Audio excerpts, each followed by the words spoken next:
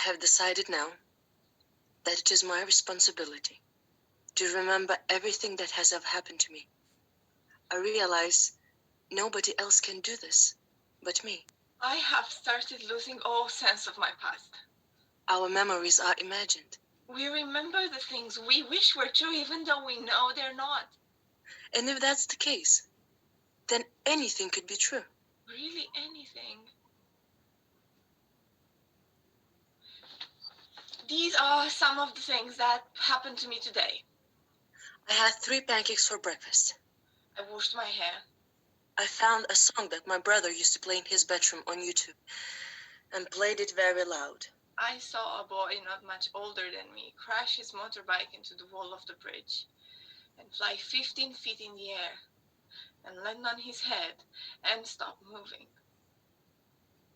I remembered Alexander and cried and cried. I walked the whole length of the town where I live because I knew I had no money for the train fare.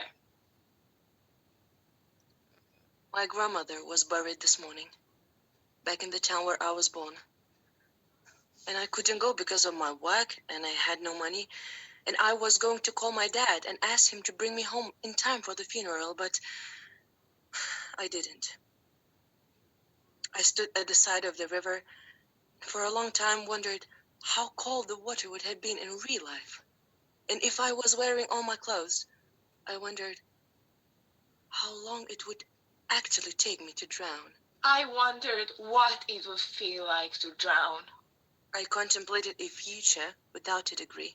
I realized I would do anything to get him to come back to me.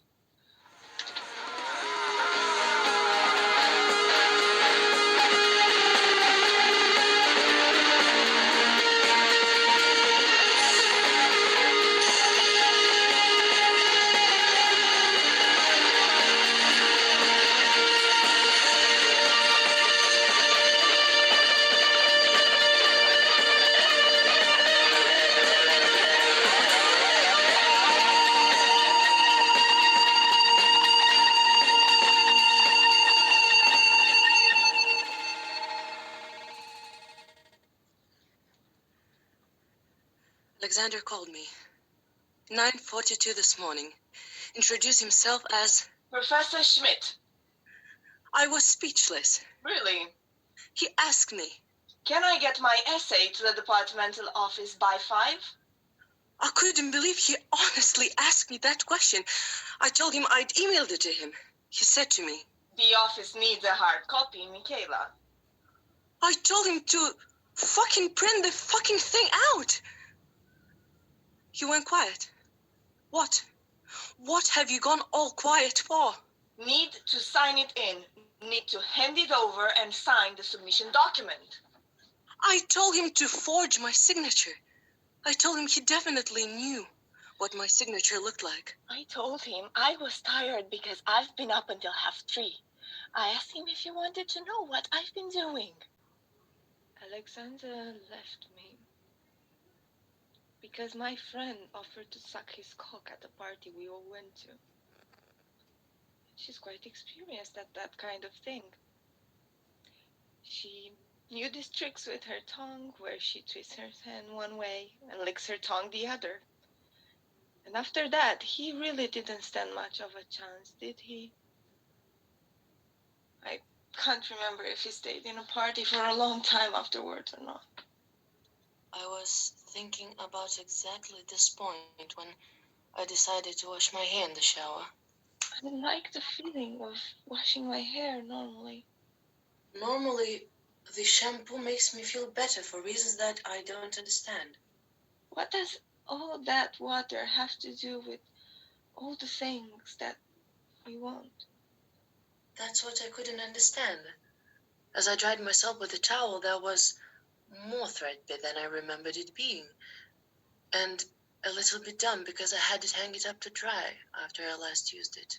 What do all these hair follicles have to do with the feeling of what it is to be lonely? Or the horror that right now my father's mother is being buried and I can't be there for him because I have to deliver my essay and I have no money to get home. My essay is an essay about an English novelist from the last century. It's very, very bad. It might be the worst essay that I've ever written. It might actually be the worst essay that anybody has ever written. Alexander left me because I never stopped crying after we had sex. I'd want to hold on to him tightly. I'd want him to hold my hand forever and keep his arm around me even when we went to cafes or the cinema. After a while, it drove him insane. Do you think it's possible to have sex with somebody without actually touching them? On the side of the petrol station, at the corner of my street, somebody has painted the words, Shadows we are. And like shadows we depart. Alexander left me because after my grandmother died, I talked for hours about death.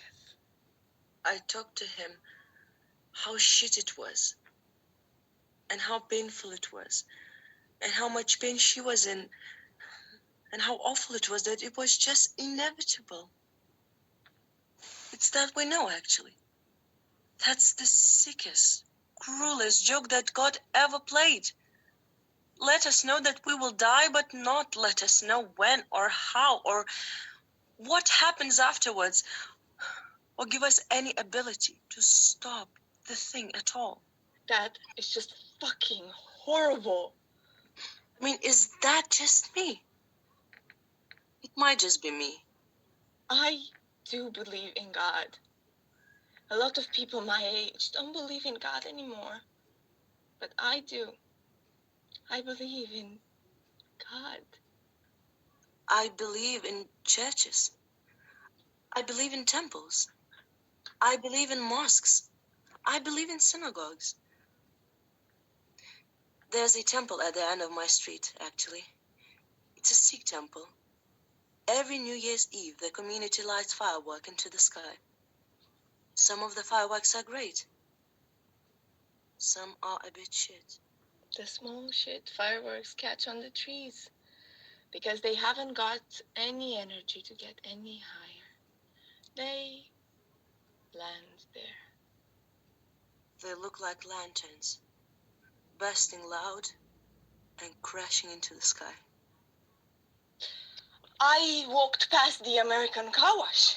The music in the stereos there boomed out through the street and made it vibrate. It was some trashy, fucking horrible American pop song. Some girl singing about some guy who treated her badly, but she was gonna be fine. Stupid cunt. I walked past the cafes on the financial district. I thought I needed to put my sunglasses on.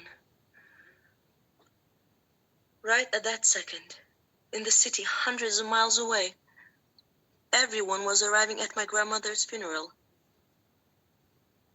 Probably a lot of them will be wearing sunglasses too. I wonder how much 6 feet of solid earth weighs. My grandmother wasn't on Facebook. I told her to go on Facebook, but she didn't. I told her to go on Twitter, but she didn't. If she'd gone on Facebook or gone on Twitter, she would still have been alive in a way. I called her mobile phone 6 times after she died, just to hear her voicemail. But then her batteries ran out. Alexander left me after I asked him what kind of porn he liked and what were his favorite films, and I went and found the same films on Pornhub and watched them myself and got off on them a bit. And when I told him, he said I'd violated his privacy, and he felt exposed and called me weird and said I'd betrayed him. That to me is just downright stupid. I only really met him for the first time when we Skyped each other. Well, That's not actually true. We've met before, but not really met each other, not actually talked. I Skyped him to talk about an essay because I missed the tutorial. When I was talking to him, I took my bra off. In the middle of our conversation, I have no idea why I did that. He didn't know what to say. I asked him if he wanted to see my tits, and he said that he did.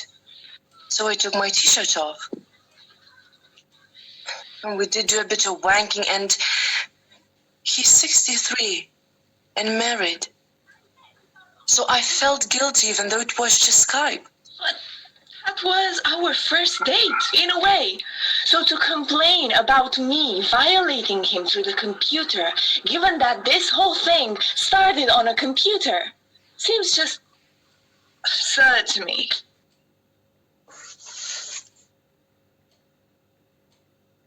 Sometimes I go on Twitter and tell people we're getting married. Sometimes I go on Facebook and talk about sexual encounters that we've had, even though they're made up. I love that feeling. I feel very alive.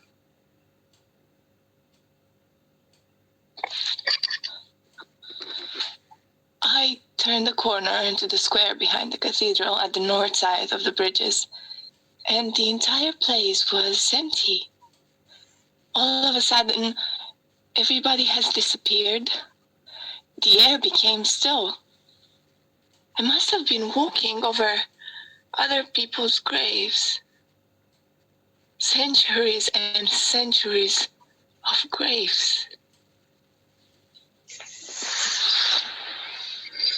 I found myself thinking about him so much that I couldn't walk straight. The sun was burning my head, so I went into the toilets of the cathedral cafe and put my hand in my pants.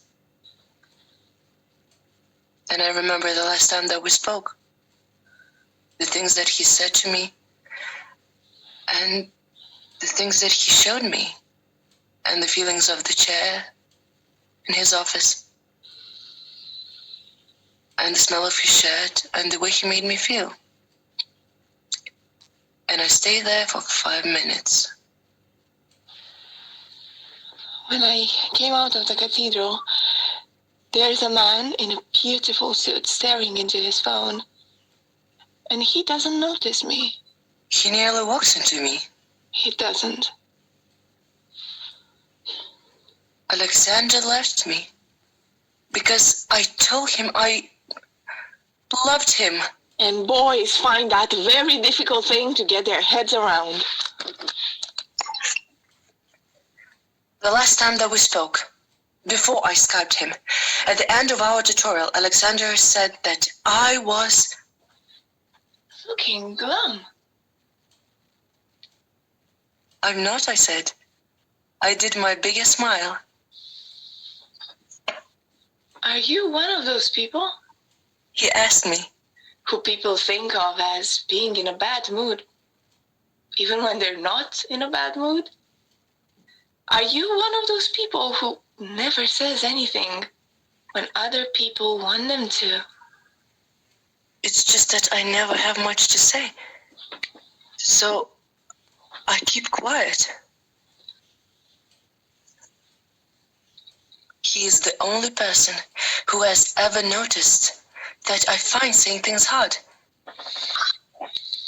What effect did he expect to have on me precisely? What did he fucking think would happen?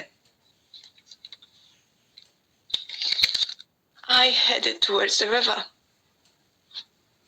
The eternal sunshine of the spotless mind, each prayer accepted and each wish resigned. I sent him photographs of myself. I found the perfect way of taking a photograph of myself with my fingers inside me. There is nothing more vulnerable that you can do to another human than to photograph yourself like that. It's the most honest thing that you can do. I always said that I wanted the memories without the photographs. But I realize now, memory doesn't mean anything. Memories are lies. A photograph is an honest and objective record of the things that have happened. I thought about this as I watched tourists taking photographs of the cathedral from the river. What is the point of a photograph of a cathedral? It's so that in the future we can remember that once upon a time we were alive. I crossed the river with my shitty little essay stuffed into my backpack. And it felt like instead of an essay, I was carrying a weight in there. It was a weight of sadness, so profound that it might simply be lighter for everyone I loved if I didn't exist anymore. Not better, not more exciting, just lighter.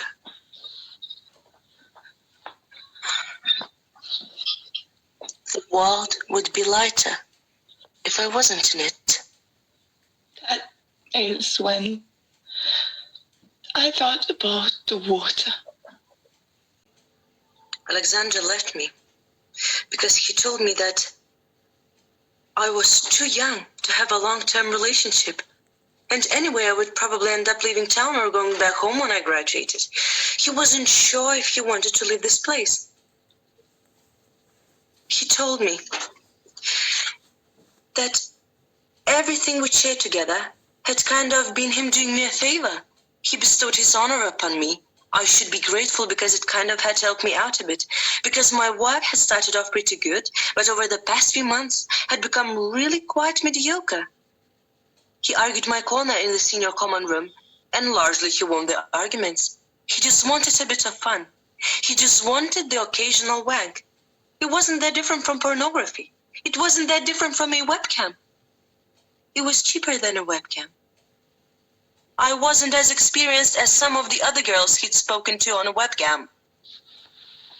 I have the capacity to recall every word of that last conversation. When I recall it, I can see it written down in my head, like kind of script. I was reading this script as I was passing the train station on the way to the campus office. And so, although I really was looking in the direction of the motorbike as it accelerated into the bridge that the trains ran on, and smashed into the foot of the bridge, and the boy on the motorbike flew. I mean, really flew. Through the air in the direction he'd been going, but the bike had stopped.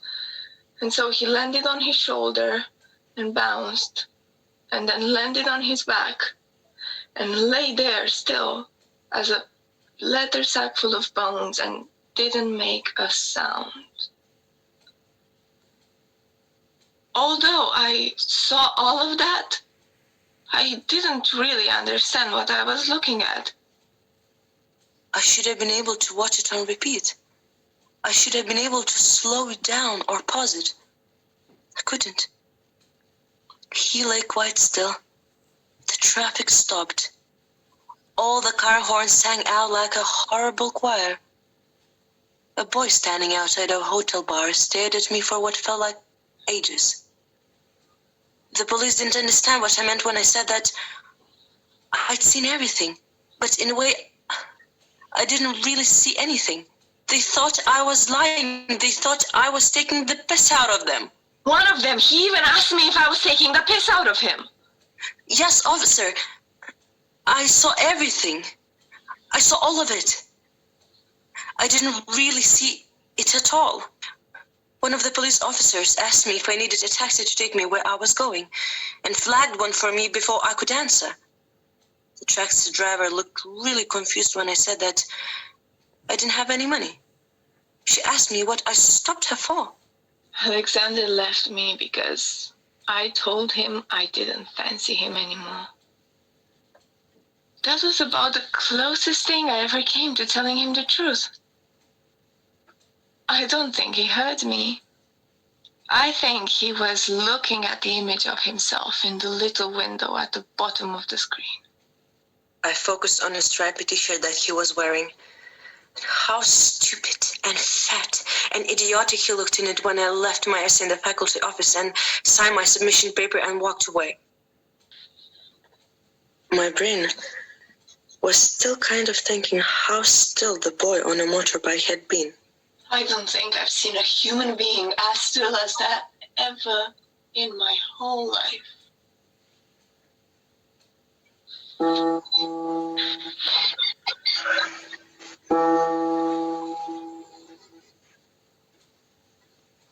Once, I was driving at night with my father, late at night to my grandmother's house in the country when,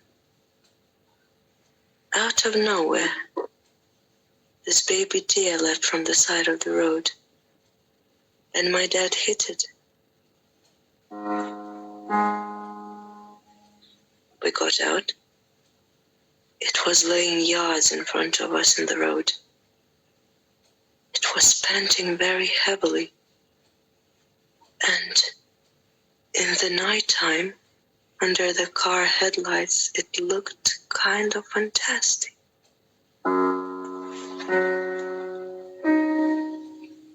Its eyes were shiny.